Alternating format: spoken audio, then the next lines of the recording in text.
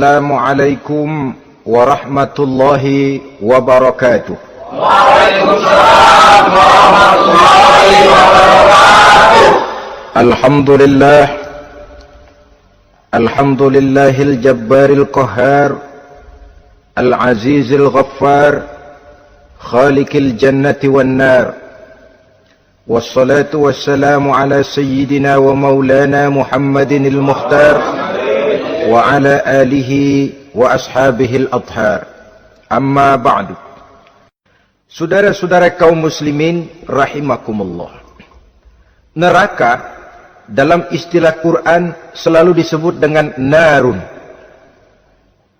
yaitu suatu tempat di akhirat nanti yang wujudnya berupa api yang bergejolak, bernyala dengan teramat dahsyatnya, sehingga dapat mengelupaskan kepala setiap orang dan menjulang ke hati. Diriwayatkan oleh Imam Bukhari dan Muslim bahwa Rasulullah sallallahu alaihi wasallam pernah bersabda, "Narukum hazihi allati tuqiduna juz'un min 70 jazaan min harri jahannam." Qalu, "Wallahi in kanat lakafiyatun ya Rasulullah." Qala, "Fa innaha fadlat bi 69 jazaa." Apimu yang kamu pakai di dunia ini, kata Nabi, untuk memasak, untuk menyalakan lampu, api yang kau pakai di dunia ini cuma satu bagian kecil dari 70 kali bagian panasnya neraka jahanam. Sahabat waktu itu terperanjat lalu berkata, "Wallah, in kanat lakafiyatun ya Rasulullah." Ya Rasul, api di dunia ini saja sudah cukup untuk menghanguskan kami, untuk menghanguskan apa yang ada. Bersabda Rasulullah sallallahu alaihi wasallam, maka sesungguhnya api neraka itu dilebihkan panasnya dengan 69 kali daripada panasnya api di dunia ini. Jadi sepanas-panasnya api yang pernah kita rasakan di dunia ini, maka api di neraka nanti 69 kali lebih panas dari api yang kita rasakan paling panas di dunia. Hadis yang senada dengan penjelasan ini di samping Jawahirul Bukhari, kita bisa menemukannya dalam Mukhtasar Tazkiratul Qurtubi dan Mukhtasar Ibnu Abi Jamrah misalnya. Saudara-saudara kaum muslimin rahimakumullah. Sehingga boleh jadi seringan-ringan azab penduduk neraka di akhirat nanti, kata Nabi, seorang yang di telapak kakinya diletakkan kerikil neraka yang sangat kecil, lalu mendidih otaknya. Itu seringan-ringannya. Di tapak kakinya diletakkan kerikil neraka yang oleh karena panasnya lalu mendidih otaknya. Itu yang paling ringan, nggak apa-apa, cuma segitu aja. Di telapak kakinya ditaruh kerikil, otaknya lalu jadi mendidih karena menahan panas. Pantas kalau satu hari Luqmanul Hakim pernah memberikan nasihat kepada anaknya, kata beliau, "Anakku, kerjakanlah dosa seberapa kekuatanmu menanggung azab Allah, dan laksanakan ibadah seberapa hajat dan keperluanmu kepada Allah. Berapa banyak hajatmu kepada Allah, begitulah kamu harus beribadah. Kalau kamu merasa tidak berhajat dan tidak perlu apa-apa kepada Allah, ya tidak usah ibadah." Logikanya kan begitu. Saudara-saudara, dalam hidup ini ada nggak yang nggak perlu kepada Allah? Ada nggak? Seluruh kita memerlukan Allah. Karena itu Luqman betul dengan bahasa diplomatis, "Anakku, kerjakan ibadah seberapa hajatmu kepada Allah. Makin banyak hajatmu kepada Allah, makin banyak hendaknya kamu melaksanakan ibadah. Tapi kalau kamu sudah bisa merasa bisa hidup tanpa Allah, persilahkan kamu tidak usah ibadah." Sebaliknya, kerjakan dosa seberapa kekuatanmu menanggung azab siksaan Allah. Kalau merasa sudah belajar ilmu kebal, kira-kira di neraka nanti nggak apa-apa, persilahkan kerjakan dosa sebanyak-banyaknya. Tapi kalau masih berpikir, gua mah jangan dibakar di neraka, nginjak puntung rokok, gua lompat. Kalau masih berpikir ke situ, ya hati-hati, saudara-saudara. Nah, sebagaimana surga, neraka pun ada pintu-pintunya. Dan yang melalui pintu-pintu itu sesuai dengan dosa yang dia kerjakan pada waktu kehidupannya di dunia ini. Jadi setelah manusia diadili, mereka kumpul di padang mahsyar beramai-ramai. Yang mendapat kitab di tangan kanan, yang selamat dari proses pengadilan, yang sudah nyata lebih banyak kebaikannya daripada kesalahannya, wajah mereka berseri-seri. Tapi yang rapotnya merah, yang timbangannya lebih banyak kejahatannya, mereka mukanya udah pada gulem. Di tengah itulah kedengaran pernyataan dari Allah Subhanahu wa taala, "Salamun qaulan min Rabbir Rahim." Ada ucapan selamat dari Allah, Tuhan yang Maha Pengasih dan Maha Penyayang.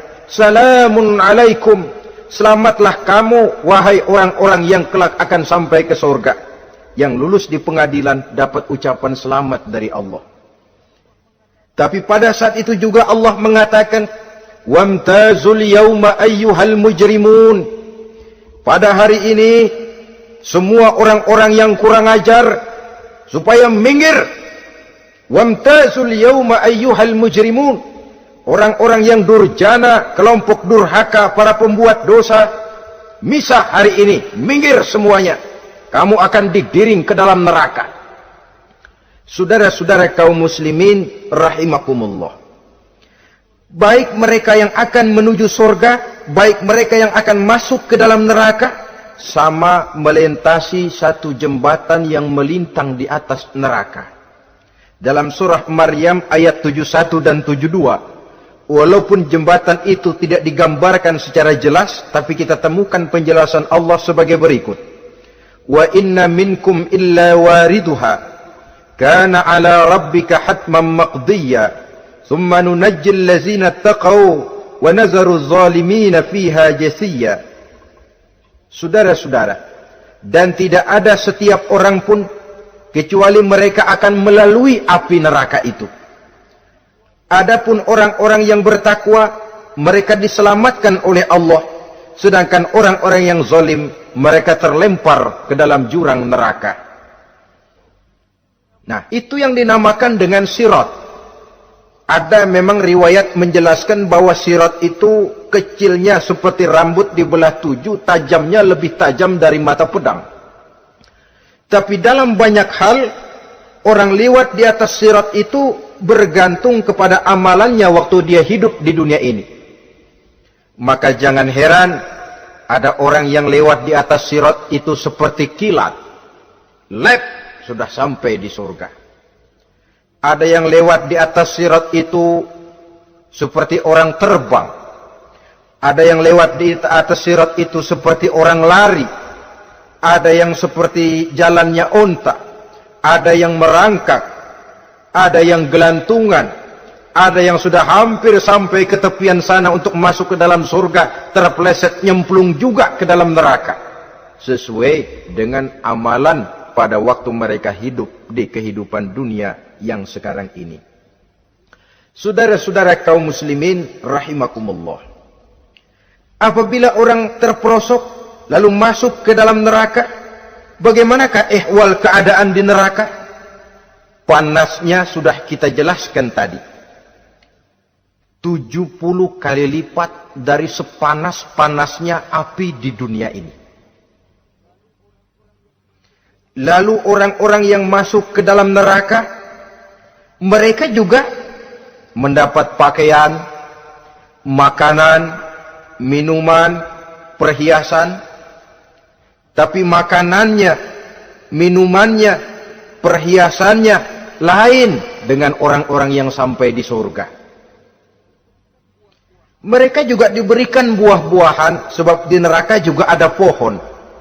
Namanya pohon zakum. Buahnya duri dari api. Dan itu yang akan jadi lalap makanannya orang-orang neraka. Di dalam surah As-Saffat ayat 64-65 Allah Subhanahu wa taala menjelaskan, "Innaha syajaratun takhruju fi aslil jahim, tal'uha ka'annahu ru'usus syayatin." Sesungguhnya pohon zakum itu adalah satu pohon yang akarnya keluar dari dasar neraka, yang buahnya seperti kepala setan. Ini sudah untuk bahasa yang sangat menyeramkan ini. Pohon itu tumbuh dari dasar neraka, buahnya mirip kepala setan. Itu akan dijadikan makanannya orang-orang yang ada di dalam neraka. Perhiasannya apa? Surah Al-Insan ayat 4, "Inna a'tadna lil kafirina salasilan wa aghlalan wa sa'ira." Sesungguhnya kami sediakan bagi orang-orang kafir itu di dalam neraka segala macam rantai, cambuk-cambuk dan belenggu-belenggu neraka, terbuat dari api neraka, siap untuk merantai, membelenggu dan mencambuk mereka. Jadi dikasih perhiasan, lehernya dikalungin rantai, tangannya dipakein belenggu, ada cambuk-cambuk yang seluruhnya terbuat dari api neraka. Begitu mereka sampai ke pintu neraka yang namanya malaikat Zabaniyah, penjaga neraka, udah bukan main gemesnya dah. Ya, nyambutnya nggak ada ramahnya, lain sama malaikat Ridwan, penjaga surga. Ramah, murah senyum. Begitu orang mau masuk surga, "Salamun alaikum tibtum fadkhuluha khalidin." Keselamatan atas kamu, sungguh kamu telah beruntung. Sekaranglah masuk kamu ke dalam surga dan kekalah tinggal selama-lamanya di sana. Ramah, murah senyum, selamat datang, selamat tiba di tempat yang penuh kenikmatan. Mari persilahkan. Ini malaikat Ridwan. Malaikat Malik, malaikat Zabaniyah lain lagi. Dia nungguin pabrik. Sadis menerima.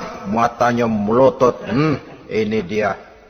Manusia-manusia kurang ajar yang waktu di dunia sudah datang para rasul, sudah turun agama, sudah datang Al-Quran, tapi belagak pilon. Sini loh.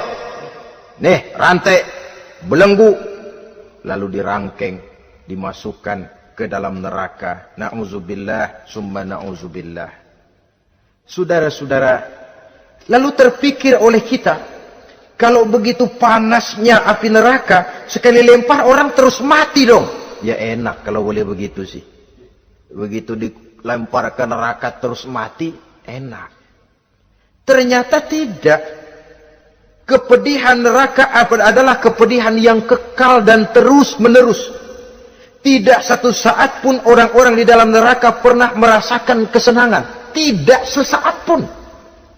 Kali semenit kayak ngasok, enggak, terus menerus berada dalam kepedihan yang tiada tara. Al-Quran menjelaskan, "Kullama nadijat juluduhum baddalnahum juludan ghairaha." Apabila hancur kulitnya, kami ganti dengan kulit yang baru. Supaya apa? Liyazukul azab, biar dia rasain azab. Tuh, rasain dulu. Hancur kepalanya, buletin lagi, hancur kulitnya, bikin lagi, berantakan isi perutnya, disempurnakan lagi, digiling lagi. Terus menerus begitu, tidak sedetik pun penduduk neraka itu pernah mengalami istirahat.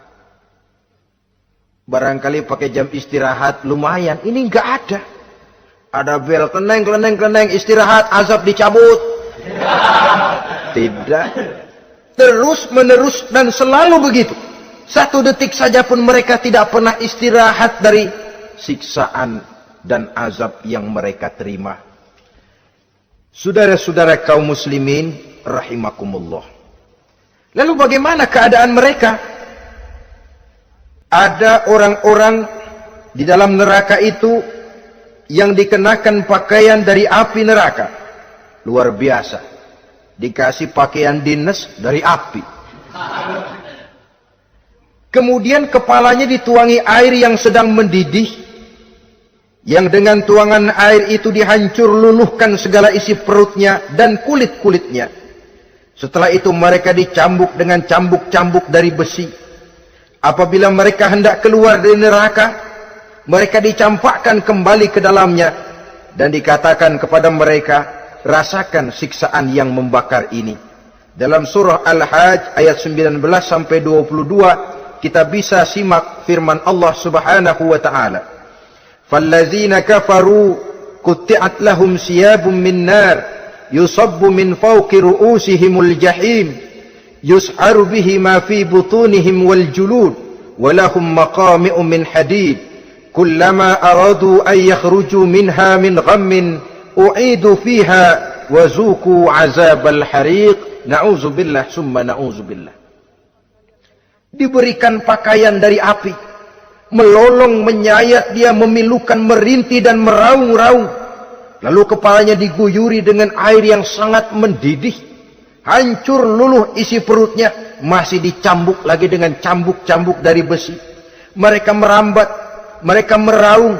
Mereka hendak lari. Mereka ingin keluar dari neraka. Tapi tiap kali mereka merambat ingin keluar, ditarik lagi. Kalau cara kita, ayo, mau kemana lo? Apa kata malaikat penjaga neraka? Zuku azabal hariq, rasa ini makan pencarian lo waktu di dunia. Saudara-saudara, lalu ada pula siksaan penduduk neraka itu, di mana dahi, lambung dan punggung mereka dipanggang dengan api neraka. Allah Karim. Kita di dunia ini tertusuk paku saja waktu berjalan sudah bukan main pedihnya. Tertusuk duri saja sudah bukan main pedihnya. Ini punggungnya, lambungnya macam disate, dipanggang dari api neraka. Dalam At-Taubah ayat 35 kita temukan firman Allah, fi nari jahannama fatukwa biha hibahuhum wa junubuhum wa zuhuruhum na'udzubillah summa na'udzubillah. Kemudian ada pula penduduk neraka itu yang disiksa, lehernya diikat dengan rantai. Mereka spontan diseret-seret dengan sekeras-kerasnya dan dilemparkan ke dalam lautan air yang sedang mendidih. Kemudian mereka dibakar dalam api yang bergejolak dan menyala-nyala. Pada surah Al-Mu'min ayat 71 dan 72 Allah Subhanahu wa taala menjelaskan, izil aghlalu fi a'nakihim wassalasil yushabuna fil hamim summa fin nari yusjarun. Ketika belenggu dan rantai dipasang di leher mereka supaya mereka diseret ke dalam air yang sangat panas, kemudian mereka dibakar dalam api. Ada lagi penduduk neraka yang dipegang jambulnya lalu diseret ke tengah-tengah neraka, kemudian kepalanya digerujuki dengan air yang mendidih seperti yang dijelaskan dalam surah Ad-Dukhan ayat 47 dan 49. Pendeknya, azab dan siksaan neraka itu sesuailah dengan amalan dosa yang dikerjakan manusia pada waktu kehidupan di dunia ini. Maka dalam puncak perjalanan Mi'raj misalnya, kepada Rasulullah sallallahu alaihi wasallam diberikan berbagai macam penglihatan sebagai contoh dan tamsil dari kehidupan di dunia ini. Sejak dari penglihatan di jalan sampai kepada penglihatan surga dengan segala kenikmatannya dan neraka dengan seluruh azabnya, seluruhnya merupakan contoh teladan. Misalnya dalam perjalanan di ketika hendak Mi'raj itu, sebelum berangkat Rasul disodorkan dua minuman. Segelas berisi arak, segelas lagi berisi susu. Kata malaikat Jibril, ambillah salah satu minuman itu ya Muhammad. Lalu Rasul dengan tidak ragu-ragu, mantap betul beliau mengambil gelas yang berisi susu, lalu beliau minum. Setelah beliau minum itu, malaikat Jibril berkata, "Shaddaqta ya Muhammad." Engkau telah benar Muhammad. Laqad asabtal haq, pilihanmu tepat. Kenapa ya Jibril? Untung susu yang kamu minum Muhammad. Kalau arak yang kamu ambil, pasti umatmu bakal jadi umat yang teler semua. Ini pun satu contoh buat kita semua, bahwa dalam kehidupan kita selalu berhadapan dengan susu dan arak, berhadapan dengan hak dan batil, berhadapan dengan benar dan salah. Maka hati-hati kita jangan sampai salah pilih karenanya. Lalu yang ada kaitannya dengan persoalan kita, penglihatan yang diberikan Allah kepada beliau di neraka. Beliau melihat sekelompok orang dilontari kepalanya dengan batu dari api neraka. Tiap kali dilontari kepala itu hancur berkeping-keping, berantakan otaknya. Lalu dibulatkan kembali. Setelah kepala itu bulat kembali, disambitin lagi. Menjerit, meraung, merintih kesakitan, hancur kepalanya, berantakan otaknya. Lalu dibulatkan lagi, terus menerus begitu, tidak pernah berhenti. Sampai Rasul bertanya, "Ya Jibril, ini orang kenapa kepalanya dilontari dengan api neraka sampai hancur lalu dibulatkan kembali?" Kata malaikat Jibril, "Ya Muhammad, itulah contoh daripada umatmu yang berat untuk sujud kepada Allah Tuhannya. Itulah contoh dari umatmu yang waktu hidup di dunianya tidak pernah mendirikan solat sama sekali. Sombong yang paling sombong adalah sombong kepada Allah. Artinya tidak mau sujud kepada Sang Maha Penciptanya." Jadi barangkali saudara punya cita-cita atau keinginan, saya mau yang ini saja, persilahkan, gak usah sembahyang. Lalu ada lagi sekelompok kaum, perutnya besar, sebesar rumah, dililit dengan kala dan ular dari api neraka, diseret-seret dia di jurang neraka, dipatoki ular, hancur perutnya, dibulatkan lagi perut itu, diseret kembali, hancur lagi, dibulatkan lagi, terus menerus seperti itu. Kata Nabi, "Ya Jibril, ini apa lagi?" Kata malaikat Jibril, "Wahai Muhammad, inilah contoh daripada umatmu yang waktu di dunia suka makan riba alias renten, dan suka makan harta anak yatim, suka ngobyekin anak yatim, sok jadi pengasuh anak yatimnya lapar, pengasuhnya yang pada kenyang." Saudara hadirin yang saya muliakan, orang yang makan riba alias renten, orang yang makan harta anak yatim, begitu gambaran yang diperlihatkan kepada baginda Rasulullah sallallahu alaihi wasallam. Sebagian lagi ada penduduk neraka yang kukunya terbuat dari tembaga dari api neraka. Panjang sangat kukunya itu, lalu mencakar-cakar mukanya sendiri. Hancur mukanya, berantakan, dicakari oleh kukunya itu, lalu dibulatkan lagi, dicakar lagi, hancur lagi, dibulatkan lagi.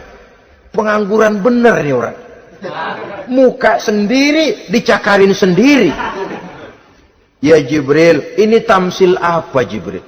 Ya Muhammad, itulah contoh dari umatmu yang pada waktu di dunianya enggak pernah rukun sama sesama saudaranya muslim.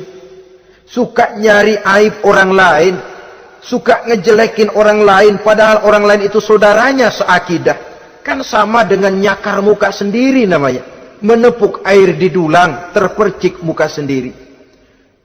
Kejelekan saudaranya dikorek-korek, aib saudaranya diobral di pasar umum. Orang macam itu nanti tangannya akan tumbuh kuku panjang dari tembaga yang akan mencakar dan mengoyak-ngoyak mukanya sendiri. Itu kita bisa lihat nanti. Oh, ini yang waktu di dunia suka ngorek-ngorek kesalahan orang tuh lagi pada nyakarin mukanya. Oh, begitu. Saudara-saudara kaum muslimin rahimakumullah. Oleh karena itu Nabi ajarkan kita, tuba liman syaghalahu aibuhu an uyubin nas. Beruntung orang yang aib dan kekurangan pada dirinya menyebabkan dia sibuk sampai enggak sempat ngorek-ngorek aib dan kekurangan orang lain. Introspeksi. Beruntung orang yang celak dirinya menyebabkan dia sibuk dan tidak sempat ngorek-ngorek aib pada diri orang lain.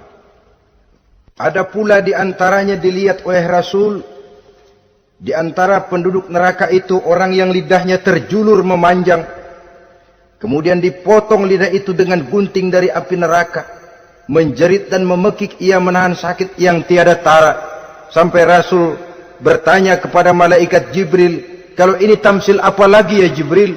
Kata malaikat Jibril, "Wahai Muhammad, inilah contoh dari umatmu, orang-orang yang waktu di dunia tidak pandai menjaga lidahnya, suka menggunjing orang, suka memfitnah orang, suka ghibah dan namimah, suka ngomongin orang di belakang yang bersangkutan. maka hari ini lidahnya menjulur menjadi panjang dan dipotong dengan gunting dari api neraka. Lalu Rasul juga melihat sekelompok orang perempuan tergantung rambutnya dari gantungan api neraka,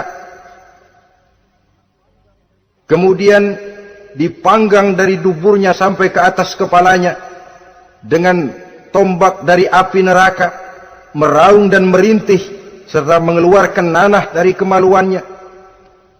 Rasul bertanya, ini apa lagi ya Jibril? Kata malaikat Jibril, inilah perempuan yang waktu di dunia tidak pandai menjaga kehormatan dirinya, ahli zina dan tukang umbar. Saudara-saudara kaum muslimin rahimakumullah, banyak lagi tamsil-tamsil yang dicontohkan dalam puncak perjalanan Mi'raj yang seluruhnya merupakan peringatan bagi kita umat Rasulullah sallallahu alaihi wasallam. Nah, kemudian sekarang marilah kita bicarakan neraka itu satu demi satu. Yang pertama, dan ini yang paling dikenal orang, neraka Jahannam atau Naru Jahannam. Siapa yang dijelaskan Allah akan menjadi penghuni neraka Jahannam ini? Pertama dalam surah Al-Ankabut ayat 68. Wa man azlamu mimman iftara 'ala Allahi kadziban aw kadzdzaba bil haqqi lamma ja'ahu alaysa fi jahannam maswal lil kafirin. Adapun orang-orang yang zalim kepada Allah, mendustakan ayat-ayat Allah dan mendustakan kebenaran setelah datang kebenaran itu, bukankah neraka Jahannam merupakan tempat kembali bagi orang-orang kafir? Jadi dalam Al-Ankabut ayat 68 ini dijelaskan, penduduk neraka Jahannam itu pertama adalah orang-orang kafir. Siapa orang kafir? Menurut keyakinan akidah kita, setiap orang di luar Islam adalah kafir.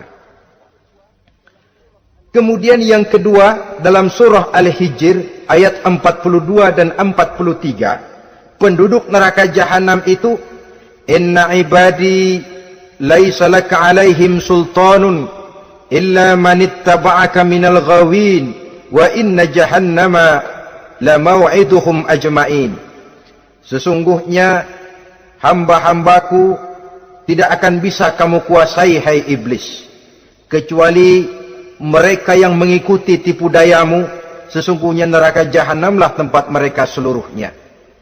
Kalau kita perhatikan ayat ini, maka penghuni neraka Jahannam yang kedua adalah para pengikut setan. Para pengikut setan dengan seluruh ajaran-ajaran yang dilancarkan oleh setan. Padahal pada saat hendak masuk neraka, setan jelas cuci tangan. Tugasnya cuma bagaimana mencari pengikut sebanyak-banyaknya yang akan nemenin dia di neraka nanti. Tapi pada saat orang digiring ke dalam neraka, setan cuci tangan. Mungkin orang menuntut, setan, gue ngikutin lu, sekarang kenapa jadi kemari? Nah, gue bilang juga apa? Kata setan, gue bilang juga apa, lu kenapa ngikutin? Dan setan ini menebar ranjau dalam segala bentuknya, dengan segala macam caranya. Para pengikut setan yang menjauhi tuntunan agama, memperturutkan hawa nafsunya. Setan membisiki manusia lewat minuman keras, setan masuk manusia lewat judi, lewat zina, lewat kenikmatan yang melalaikan orang dari kehidupan akhirat dan selanjutnya, dengan segala macam jalan. Kadang-kadang dalam ibadah setan juga masuk. Kalau tidak ditimbulkannya takabur, ditimbulkannya sikap ujub dalam diri kita. Timbul rasa diri lebih benar dari orang lain, dan ini jelek. Timbul rasa nganggap enteng orang lain, itu kan ujub, nggak dikelihatannya orang, cuma hatinya aja ngomong sendirian. Kalau gue lihat di kampung ini nggak ada yang kayak gue. Bayangnya kayak ibadahnya kayak udah aing pang paling nak yoh di dia. Itu juga bisikan iblis. Dan dia tidak segan-segan mengaku jadi Tuhan iblis itu. Dan ini diceritakan dalam kehidupan Sayyidus Syekh Abdul Qadir Jailani. ketika beliau sedang ibadah di mihrab dalam masjid, datang seberkas sinar. Sinar itu ngomong, "Ya Abdul Qadir, ana rabbuk." Hai Abdul Qadir, aku Tuhanmu, kata cahaya tadi. Sudah cukup kamu ibadah Abdul Qadir. Sembayangmu udah banyak, puasamu udah banyak, jihadmu cukup. Maka mulai sekarang berhenti dah ibadah. Aku bolehkan kepada kamu segala yang dilarang. Cuma yang didatangi Syekh Abdul Qadir. Sehingga mendengar cahaya tadi ngomong begitu, beliau ambil kasut sendal, disambitnya cahaya tadi, "Izhab ya la'in." Pergi, laknat, terkutuk, iblis kamu. Masa saya disuruh berhenti sembahyang karena hati saya sudah baik?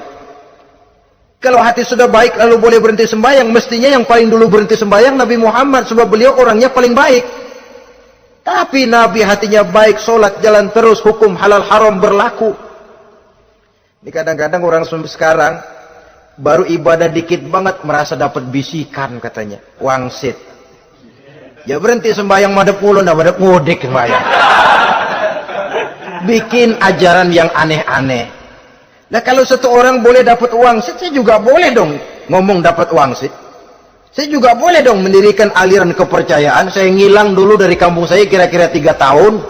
Saya nyepi di kaki Gunung Salak, pulang piara jenggot, pakai belangkon. Di depan nama saya pakai embel-embel mbah. Saya ngaku dapat wangsit di Gunung Ano, mewahyukan kepada saya ano. Saya cari murid yang fanatik. Saudara-saudara kaum muslimin rahimakumullah, setan membisiki manusia hatta kita sedang ibadah sekalipun dibisikinya. Caranya, mula-mula dia bisikin, lu sembahyang buru-buru dah.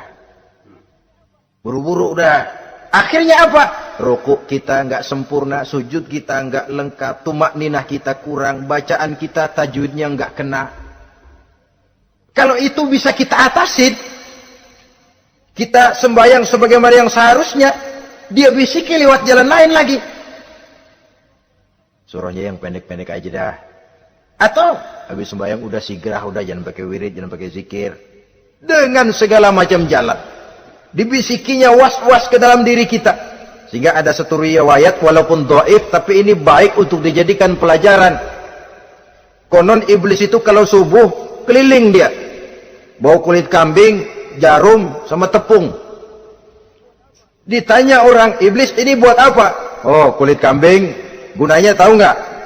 Kalau begitu subuh, sudah muazin bilang, as-salatu khairum minan naum. Salat lebih baik daripada tidur. Maka ini kulit kambing mulai aku hamparkan buat hamba-hamba Muhammad. Jadi begitu dengar azan, cuma udah bikin anget udah tidur. Kenapa? Kulit kambing belis masuk. Saudara-saudara, lalu kata orang tadi lagi, lah kalau tepung buat apa itu? Oh, tepung. Itu kalau umat Muhammad mau baca Quran, baca kitab, mutola'ah, gua aurin tepung matanya. Biar dia sepet. Makanya kalau sudah ngaji, baca Quran, bawaannya udah ngantuk aja ngantuk. Oh, begitu. Iya. Lah kalau duri paku itu buat apa? Nah, ini duri paku. Kalau umat Muhammad mau hadir di majelis taklim, mau pergi ngaji, mau duduk iktikaf di masjid, gua pasangin paku di pantatnya. Jadi kalau sudah duduk di masjid, kelasat, kleset. Hadir di majelis taklim, kelasat, kleset. Bawaannya mau udahan melulu. Itu duri-duri dan paku-paku yang memang ditebarkan oleh iblis. Saudara-saudara kaum muslimin rahimakumullah, jadi para pengikut setan dengan segala macam perangkapnya ini pun, ya perangkap setan itu ya dunia itu ya isinya harta, tahta, wanita. Kan perangkap dunia itu. Harta, tahta, wanita, ini sering bikin orang buta.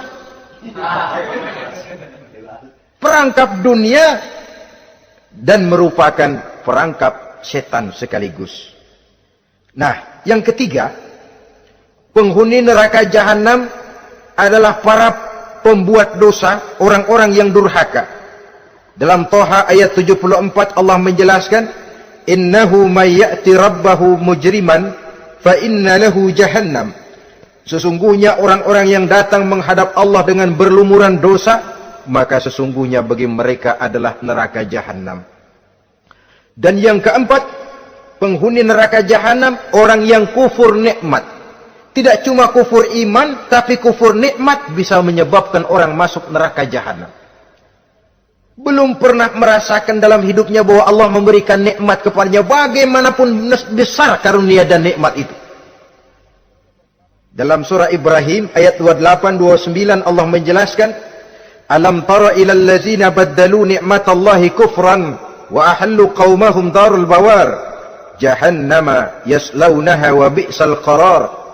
Tidaklah engkau perhatikan, tidaklah kau lihat orang-orang yang mengganti, menukar nikmat Tuhannya dengan kekufuran. Diberikan nikmat berupa Islam, digantinya dengan kekufuran. Dia tidak tahan kesengsaraan dunia lalu memilih kesengsaraan akhirat. Padahal kesengsaraan akhirat lebih abadi dari kesengsaraan dunia. Ada orang yang gak tahan miskin dunia, lalu menjatuhkan pilihan lebih memilih miskin akhirat. Ya Allah, keliru besar. Karena nggak tahan hidup miskin di dunia, ada yang nawarin ngasih supermi 3 bungkus, iman telap. Ada yang ngasih beras, pindah agama. Ada yang bawain pakaian bekas, tukar akidah, pindah iman. Innalillah. Ditukar kemiskinan dunia dengan kemiskinan akhirat. Padahal kemiskinan dunia berapa tahun? Setahun umur manusia. Sepanjang-panjang umur orang sekarang kan. 100 tahun udah jarang umur orang sekarang. 70 aja udah cakep tuh. Sebenarnya kalau 70 tuh ada jatah lebih tuh, 7 tahun. Kalau ikut Nabi 63 tahun kan. Nabi wafat. Kalau kita sudah umur 70 tuh ada jatah ekstra 7 tahun. Oh ya, dimanfaatkan baik-baik mestinya. Taruhlah kemiskinan dunia, bagaimanapun melaratnya dunia, bagaimanapun sengsaranya dunia, cuma sebatas umur kita. Tapi kalau nikmat Islam ini harus kita tukar dengan yang lain. Baddalu ni'matallahi kufran. Menukar, mengganti nikmat yang diberikan Allah dengan kekufuran. Artinya kita menukar kemiskinan sementara dan kita memilih kesengsaraan dan kemiskinan abadi. Di akhirat kita miskin, di neraka kita miskin, miskin abadi. Di neraka kita sengsara, sengsara abadi. Saudara-saudara kaum muslimin rahimakumullah. Itu neraka jahanam. Yang kedua dinamakan neraka jahim. Siapa mereka ini para penghuninya? Siapa mereka ini para penghuninya? Pertama dalam surah At-Takatsur, yaitu orang-orang yang bermegah-megah dengan dunia, menumpuk-numpuk harta, lalu lupa dengan kesibukan harta itu, lupa kepada kehidupan yang akhirat nanti. Alhaakumut takatsur hatta zurtumul maqabir kalla sawfa ta'lamun thumma kalla sawfa ta'lamun kalla law ta'lamuna ilmal yaqin la tarawunnal jahim. Kamu telah lalai akibat apa? At-takatsur. Ini penyakit pertama yang menyebabkan orang sampai ke neraka jahim. Penyakit takatsur. Dan itu penyakit zaman sekarang. Berlomba-lomba dengan kemegahan materi, berlomba-lomba dengan kemegahan dunia. Padahal kalau urusan itu kita berlomba, tidak akan pernah sampai finish. Percayalah itu. Tidak akan pernah finish. Sebab kemegahan dunia siklus, lingkaran setan. Kita anggap kalau punya duit 1 juta tenang, punya 1 juta berubah pikiran, lain lagi. Kita anggap kalau punya mobil enak, sudah punya mobil, lain lagi problemnya. Kita anggap kalau rumah sudah gedung, enak hidup, punya rumah gedung, lain lagi problemnya. Makanya pesan Nabi, kalau ingin hidup tenang, urusan dunia lihat ke bawah, urusan akhirat lihat ke atas. Sering dicontohkan kalau punya mobil, bilang Alhamdulillah kita punya mobil, tangga kita cuma punya motor. Kata yang punya motor, syukur banget kita punya motor, tangga kita punya sepeda doang. Kemana-mana kekejek mulu. Dayung. Kata yang punya sepeda, Alhamdulillah kita punya sepeda, tetangga kita cuma jalan kaki, kemana-mana ngetuk mulu. Kata yang jalan kaki, Alhamdulillah masih bisa jalan, tangga kita sebelah lumpuh bertahun-tahun gak kemana-mana.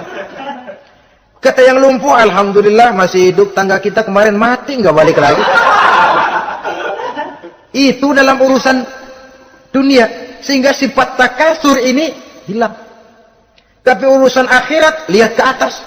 Kalau dia begitu sibuknya bisa jaga sholat, kenapa saya tidak? Kalau dia hidupnya sederhana, rajin sedekah, kenapa saya yang lebih kok enggak sanggup? Kalau dia bisa baca Quran, kenapa saya enggak? Lalu timbul gairah ingin mencontoh. Mencontoh orang dalam urusan ibadah menimbulkan ketenangan jiwa. Dan itu ada garis finishnya. Tapi kalau yang lumpuh lihat yang bisa jalan lihat yang naik sepeda, yang sepeda lihat motor, sudah punya motor lihat mobil, lihat pesawat terbang, lihat kereta api. Kapanlah awak nih mau bersyukur? Yang ada kurang saja padahal nikmat itu tidak pernah berhenti. Bukan dilarang orang kaya. Tetapi perlombaan memperkaya diri itu yang dilarang. Karena kalau sudah perlombaan namanya jor-joran sifatnya. Prinsipnya tujuan menghalalkan cara ini yang dijaga oleh agama. Saudara-saudara, selain penyakit takasur yang menyebabkan orang sampai ke neraka jahim, juga perbuatan durjana. Dalam Al-Infitor ayat 13-14, innal abrara lafi na'im wa innal fujjara lafi jahim. Orang-orang yang berbakti, berbuat kebajikan, mereka akan mendapatkan neraka surga naim. Tetapi orang-orang yang fujar, durjana, kurang ajar, durhaka, lafi jahim, mereka akan mendapatkan neraka jahim. Lalu siapa lagi penghuni jahim itu? Orang-orang yang menentang dan menantang ayat-ayat Allah. Wallazina sa'au fi ayatina mu'ajizin ulaika ashabul jahim. Dan orang-orang yang berusaha menantang ayat-ayat Allah sehingga melemahkan orang-orang yang mau mengikuti rasul-rasul Allah. Menantang ayat Allah dan membuat lemah orang yang mengikuti rasul, melemahkan semangat orang yang mau mengikuti khitah dan perjalanan rasul. Lu mau bangun masjid, iya. Berabe, berat, jangan. Jangan aja kapok. Majelis taklim, pahit. Ngaji, berat, melemahkan ini. Sudah dia rusak, merusak lagi. Kalau rusak kan cuma sendirian. Ini tidak, sudah rusak, merusak. Mu'ajizin, melemahkan orang-orang yang mau mengikuti ayat-ayat Allah. Dan itu tidak jarang zaman sekarang ini. Orang yang melemahkan semangat kita dalam berjuang menegakkan kebenaran. Kita yakin Islam agama yang benar, kita yakin Islam agama yang sempurna. Ada saja orang yang melemahkan semangat kita, yang berteori bahwa ada ayat-ayat Quran yang tidak relevan lagi dengan situasi dan kondisi, yang berteori bahwa Nabi Muhammad cuma sebagai manusia biasa yang tidak terlepas kemungkinan dari salah. Pendeknya melemahkan nilai-nilai semangat kita untuk memperjuangkan Islam ini. Ini pun termasuk mu'ajizin. Mereka akan menemukan nanti di akhirat kapling di dalam neraka yang dinamakan neraka jahim. Na'udzubillah summa na'udzubillah. Yang ketiga, saudara-saudara, di antara nama neraka itu adalah neraka hawiyah. Siapa penghuni neraka hawiyah ini? Dalam surah Al-Qari'ah ayat 8-11 dijelaskan secara simpel, wa amma man khaffat mawazinuhu fa ummuhu hawiyah. Adapun orang-orang yang ringan timbangan kebaikannya, maka tempatnya adalah neraka hawiyah. Artinya, orang ini lebih berat timbangan kejahatannya, sedikit kebaikannya, sehingga jadi ringan di timbangan akhirat nanti. Salat, puasa, zakat, tapi dosa yang dikerjakan masih lebih banyak ketimbang kebaikan yang dikerjakannya itu. Maka orang semacam ini apabila tidak mendapat syafaat, maka dia akan masuk ke dalam neraka yang namanya neraka hawiyah. Lalu yang keempat, neraka wail. Dalam surah Al-Ma'un ayat 1-7, garis besarnya yang mendapat neraka wail adalah para pendusta agama. Siapa sih pendusta agama itu? Ara'aital ladzi yukazzibu biddin. Tidakkah kamu lihat siapa orang-orang yang mendustakan agama? Mendustakan agama. Beragama tapi bohong. Salatnya bohong, hajinya bohong, puasanya bohong. Mendustakan agama. Siapa mereka? fadzalikal ladzi yad'ul yatim. Pertama, orang yang suka menghardik anak yatim. Anak yatim yang lemah, anak yatim yang tidak berdaya, yang hidup dipayungi kemiskinan dan kekurangan, bukan ditolongnya, malah dihardiknya. Jangan lupa, saudara yang sudah 2-3 kali pergi ke Makkah, saudara yang khusyuk dalam sujudnya, saudara yang mantap dalam puasanya, mungkin saja bisa terhalang masuk ke dalam surga. Karena di samping rumah saudara ada anak yatim merintih menahan lapar dan haus. Saudara tahu, saudara mampu, tapi saudara diam saja, tidak mau mengulurkan tangan. Mungkin itu yang akan mengganjal saudara untuk masuk ke dalam surga. Wala yahuddu ala ta'amil miskin. Mereka membiarkan fakir miskin, tidak memberikan makan. Kemudian fawailul lil musallin. Mereka juga melalaikan solat. Allazina hum an solatihim sahun. Allazina hum yura'un. Mereka juga riak di dalam amalnya. Saudara hadirin kaum muslimin rahimakumullah, melalaikan solat, kemudian riak dengan amalnya, termasuk amalan solatnya. Kalau jadi imam, bahasanya dibuat sepasih-pasihnya, surahnya yang panjang-panjang, paling pendek sabihis sama wadduha. Tapi kalau solat sendirian cukup kul huwallahu ahad sama inna a'toinakal kautsar. Hilang lagi nilai keikhlasannya. Dan terakhir, mereka enggan untuk membayar zakat. Yang memenuhi ciri-ciri inilah yang dikatakan sebagai pendusta agama. Menghardik yatim, membiarkan fakir miskin, melalaikan solat, riya, dan enggan membayar zakat. Mereka divonis mendapat neraka wail. Seperti dalam surah Al-Ma'un ayat 1 sampai dengan 7. Saudara-saudara kaum muslimin rahimakumullah. Yang kelima, neraka sa'ir. Neraka sa'ir ini pertama buat mereka yang memakan harta yatim. Kalau tadi tidak mau membantu, ini malah membantu tapi tujuannya malah ngobyekin anak yatim. Mereka yang memakan harta yatim dalam An-Nisa ayat 10. Innal ladzina ya'kuluna amwalal yatama zulman innama ya'kuluna fi butunihim nara wa sayaslawna sa'ira. Sesungguhnya orang-orang yang memakan harta anak-anak yatim dengan zalim, mereka sebenarnya telah memakan neraka, memasukkan api neraka ke dalam perutnya. Mereka akan dilontarkan ke neraka sa'ir. Selain itu, orang-orang yang mengingkari apa yang diturunkan oleh Allah Subhanahu wa taala, mengingkari kebenaran Quran, mengingkari Rasul, pendeknya mengingkari Islam, dijelaskan dalam surah Luqman ayat 21. Yang keenam, saudara-saudara, yang dinamakan dengan neraka laza namanya. Pertama, untuk pembangkang dan orang yang menjauhi agama. Yang kedua, orang yang berpaling dari kebenaran. Dan yang ketiga, orang yang suka menumpuk-numpuk harta dan menyimpannya, tidak mau membayar zakat, infak, apalagi sedekah. Ini kita temukan penjelasannya dalam surah Al-Ma'arij ayat 15 dan 17. Yang ketujuh dinamakan neraka Sakor. Siapa penghuni neraka Sakor ini? Pertama, orang yang tidak pernah sholat. Yang kedua, tidak pernah memberi makan orang-orang miskin. Yang ketiga, ahli membicarakan yang batil. Strategis betul dia, ulung kalau sudah mengatur kebatilan. Kemudian yang keempat, orang yang mendustakan hari akhir. Dalam surah Al-Muddatsir ayat 42 sampai 47, kepada penduduk neraka Sakor ditanya, "Ma salakakum fis Sakor?" Apa yang menyebabkan kamu masuk ke dalam neraka Sakor? Qalu lam naku minal musallin wa la naku nut'imal masakin wa kunna nakhudu ma'al khaidin wa kunna nukazzibu yaumaddin. Mereka menjawab, kami di dunia tidak pernah sholat, tidak pernah memberi makan fakir dan miskin. Kami selalu berkumpul dengan orang-orang yang batil dan membicarakan kebatilan, dan kami mendustakan adanya hari akhir.